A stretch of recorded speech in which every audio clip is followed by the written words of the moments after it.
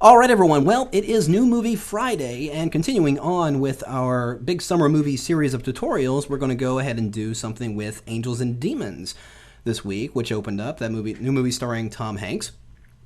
And we're going to do the logo for that movie. Yeah, it's a really cool version of the logo I saw online just recently, and it involved this graphic here, which is the symbol of the Illuminati, which is a prominent plot point in the movie. But here you can see it's the earth, air, fire, and water symbol.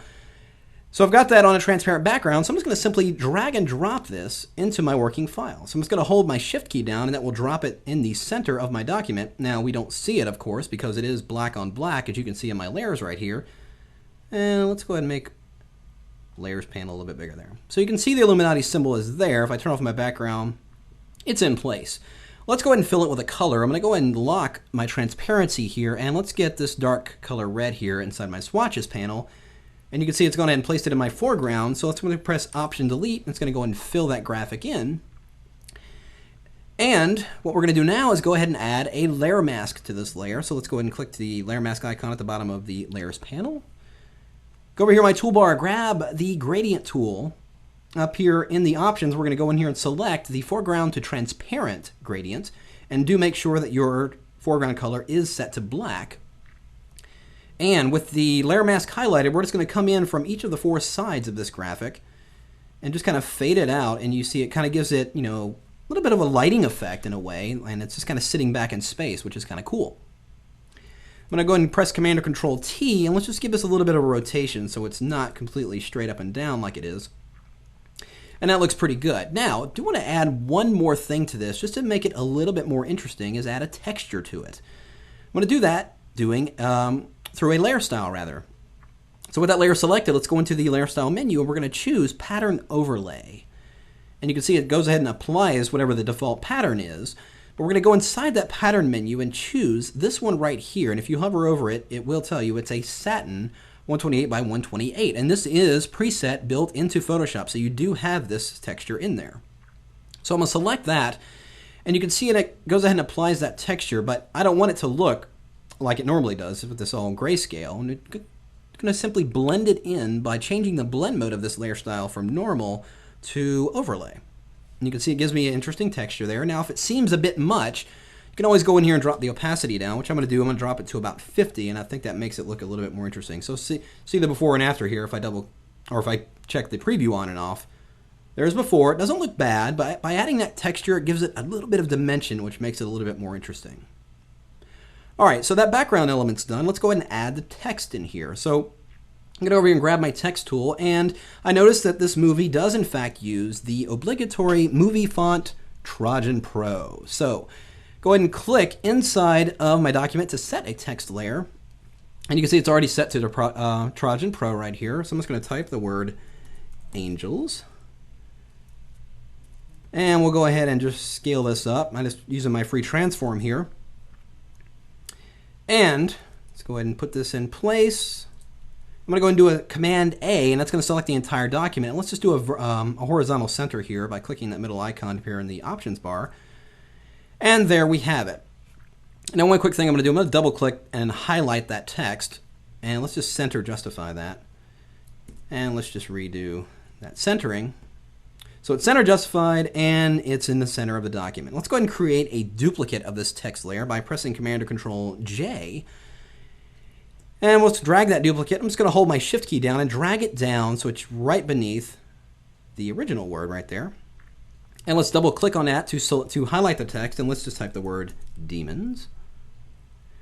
And there we go. Now my spacing between my letters is already set to what I had it, but just so you can see, I'm going to double click and highlight the text and click on the character formatting icon here, and you can see I've got my tracking set to -100, and it closes in the space between the letters, making it a little bit more interesting.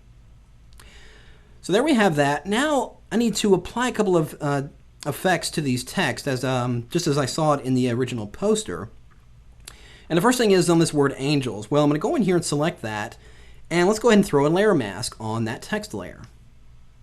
And I'm just going to double click, or rather grab my magnify tool and just kind of close in on this letter A right here, because they don't have this center part of the A in the original logo. So we're just going to take our lasso tool, and I'm just going to hold down my Option key and just get that area selected on that letter A.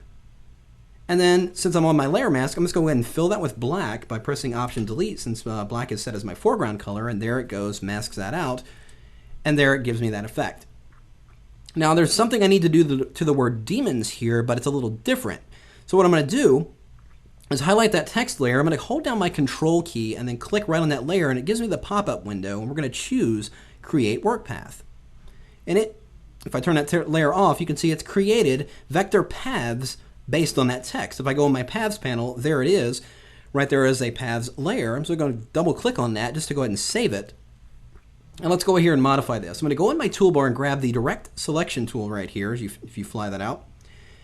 And we're going to go in here and select on this letter M right here.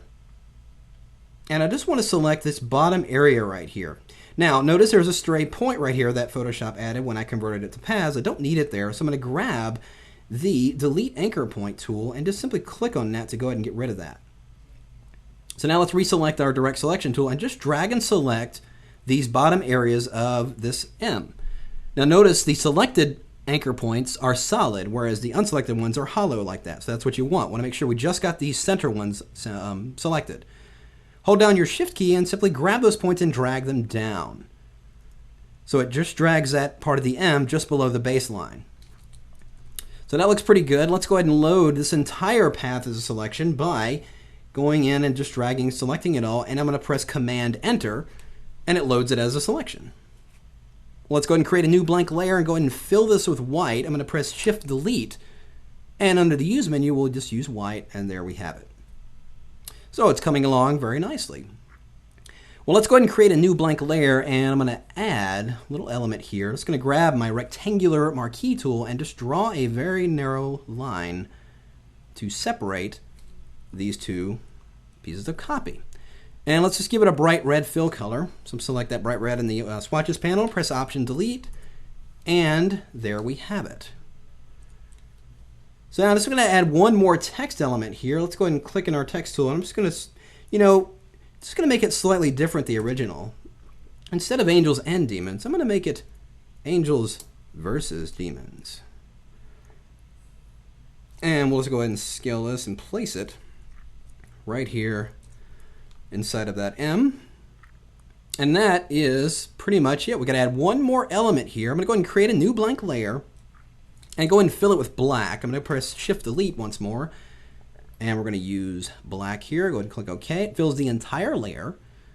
Now go into the filter menu and go to Render and choose Lens Flare.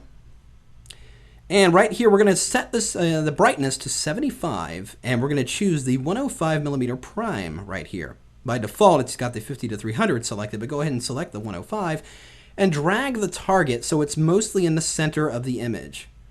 So parts of the flare kind of overlap right there. We'll go ahead and click OK, and there we have it. Now to blend it with the rest of the image, I'm simply going to change the blend mode from normal to screen.